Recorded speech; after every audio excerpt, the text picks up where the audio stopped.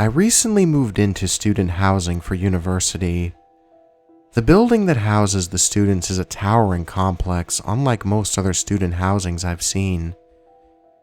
It is in the middle of the city, so I guess that it must have been a space issue. The rooms are basic and small. The room I was assigned to was a twin room consisting of 2 single beds and a tiny bathroom. I would literally be able to roll over and touch my roommate in the evenings.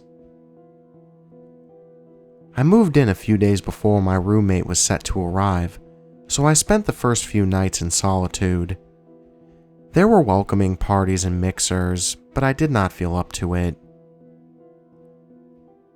Jeremy, my roommate, arrived a couple of days ago.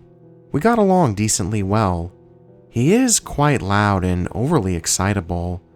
He seems nice enough, but is not exactly my type of person. He has a few friends from home that are attending the same university. He invited me out last night to a bar, which I graciously accepted. I could not face spending another evening alone in this tiny enclosed space. The drinks began flowing, and I eventually relaxed into the group. Mike, one of Jeremy's friends, told us a story that he had heard from his brother about an unoccupied dorm room in our complex.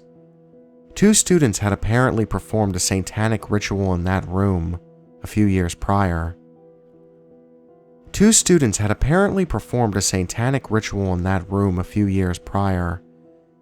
Their bodies were found around a week later in that room after parents and friends reported them missing. Their bodies were burnt and conjoined together to create a cross in the center of the room. The bodies were haphazardly sewn together at the feet, all the way up to the head. Their teeth and hair had been removed to create strange symbols all around them. The room had been locked and unoccupied ever since.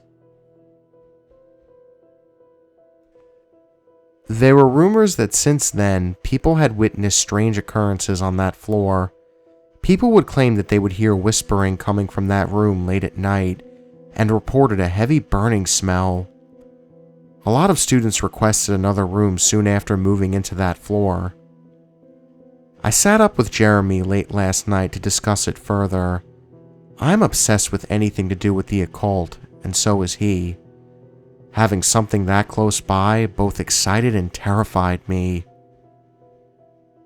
I am not sure if it was the drink or curiosity, but we decided to head up to the 6th floor to check it out. We did not particularly believe the story, and neither did the other guys.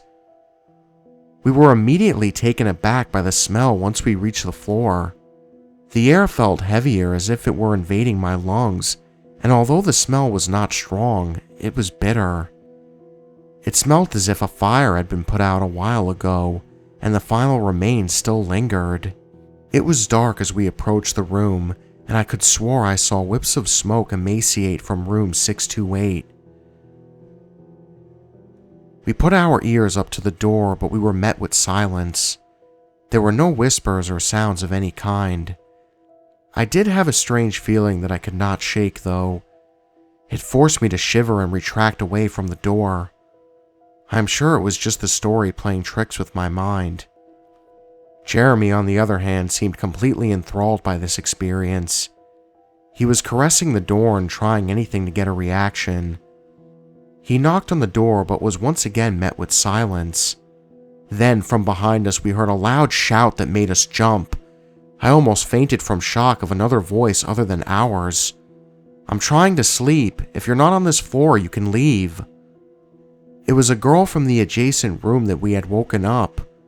We both apologized and went back to our dorm room.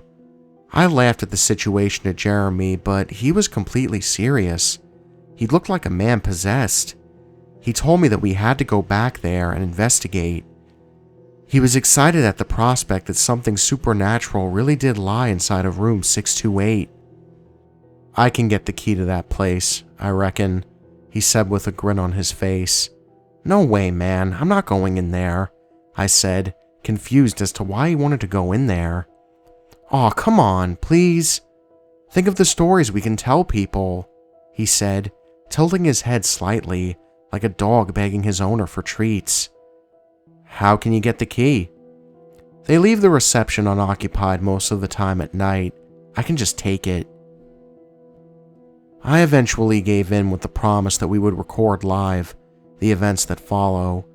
I'm going to distract the only security guard while he takes the key. We plan to spend the rest of the night in room 628. I will edit this post with any updates as they happen. It has just turned 1 a.m. and we are about to head out. 1:50 a.m. We managed to get the keys rather easily. The guard was busy flirting with some girls coming back from a night out. The burning smell seemed worse this time when we approached. It was stronger than the previous night, and the hallway was eerily silent. We opened the door and entered. I have provided a picture of the room to show just how small these rooms are. I will attempt to take a picture of anything that needs documenting. On entering the room, nothing seemed out of the ordinary. The room is set up exactly as it was before I moved into our room.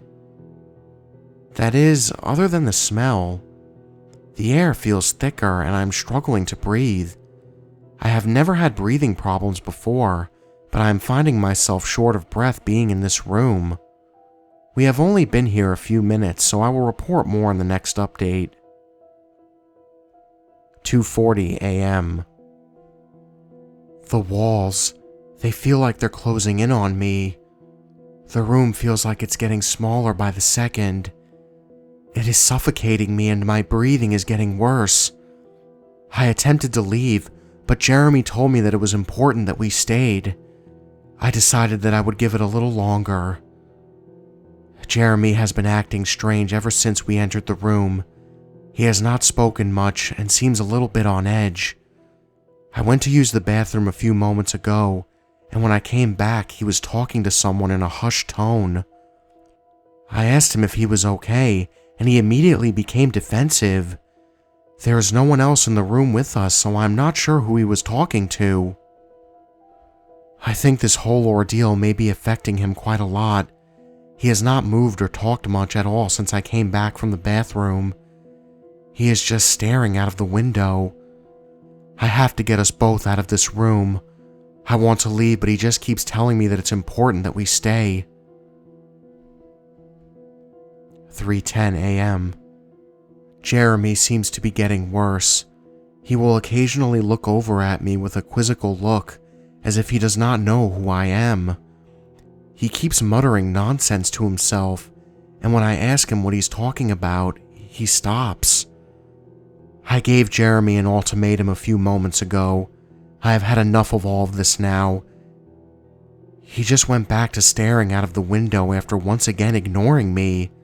I attempted to leave, but the door is locked or jammed shut. I tried multiple times to open it, but I could not get it open. I started to panic and began pounding against the door and shouting for help. Jeremy began to laugh once I started to panic. I cannot hear anyone outside, and I feel extremely claustrophobic now.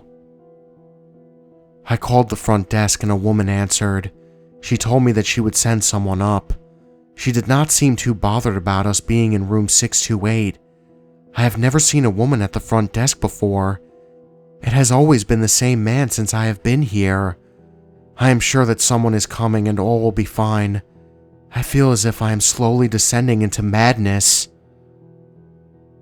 3:30 a.m. The lights just went out. I only took my eyes off of Jeremy for a second. He was sitting opposite of me 1 minute, and the next he was gone. I have shined my phone all over the small room, but cannot see him anywhere. There is almost nowhere he could be hiding. He must still be in here somewhere. He must have gone into the bathroom.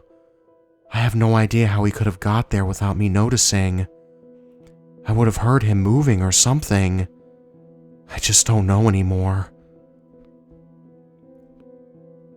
There is a low humming noise coming from the other side of the room. I am not sure if it's just Jeremy messing with me or not. I have called out to him, but he is not responding to me. I am going to have to check the bathroom. No one has turned up yet to open the door. I am visibly shaking now. I am coughing with every breath and I am so tired. Help me. 4 a.m. I checked the bathroom and he was not in there. I could hear the sounds of whispering coming from behind me once I entered the bathroom. I think there is something other than Jeremy here. The voice sounds inhuman. It sounds evil. I'm trying to act as rational as possible, but I feel as if rational thought has left me. I attempted to call the police. The same woman answered. I asked her who she was, and she began to maniacally laugh down the phone. My head is spinning now. I can barely make out anything in the darkness.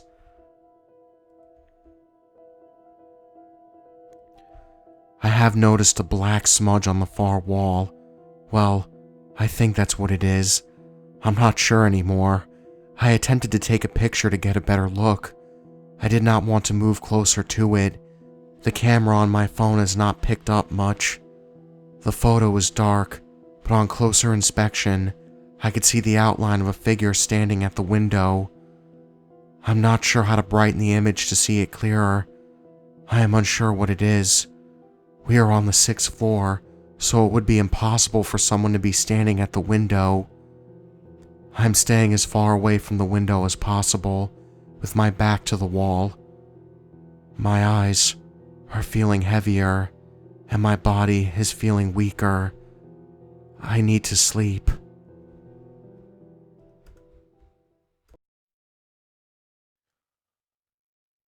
Hey guys, thank you all for watching. I know I haven't been doing a lot of these powwows lately. I am sorry about that, and I don't mean to give an excuse or say sorry for pretty much everything that's been going on with my channel lately between my uploading schedule, my time management problems, obviously. Really, it's just by the time I get done making these videos or editing them, it's like usually 4 o'clock in the morning, and I'm too tired to really speak. Between my job and oh god, video games too especially. Holy crap. I mean, the games that have been coming out lately, October was such a crazy month for video games. I mean, there was Assassin's Creed Origins, Wolfenstein 2. I know Shadow of War came out, in the beginning of October, I think. So it's just been all of those games, plus movies, everything, work, like I said again. But really, though, I just wanted to ask how you guys were doing. How's everybody doing? Is everybody, doing okay lately? I know I haven't been too talkative on Twitter or anything like that, and it's nothing personal at all. I just like to keep my life, private. But I do want to explain why my uploading schedule has been the way that it has been, why my life has been kind of, not crazy really, but just a bit topsy-turvy. Really, Jesus, I don't even know where to start. If anybody remembers the start of the, I think everybody was calling it the adpocalypse, where YouTube was demonetizing channels, or not demonetizing channels, but just people were losing views. People were losing views. A lot of people were losing money. I mean, hell, I didn't like PewDiePie, for instance. I mean, I don't watch that guy's videos. I just know what goes on just because hearing from, word of mouth from friends and everything. That guy was losing money. One of the horror narrators that I watch, B Busta, he was losing money too. So it was kind of like the start of that. And you know what? Over time, I kind of saw it in my like money revenue, where it was just, it was kind of depleting slowly. And at first I was like, okay, I can kind of understand that because I haven't been uploading as much as I used to, but it was going at such a fast rate that I was just like, whoa, what the hell's going on here? And I just want to put this in, your guys' perspective on how my thought process works. When I start losing money, when my bank account starts, depleting a little bit, plus due to a lot of bad financial decisions that I made, especially having a laptop customized from a friend of a friend, and that laptop ended up being, well, not laptop, sorry, desktop, ended up being just an absolute issue. Things just become a problem.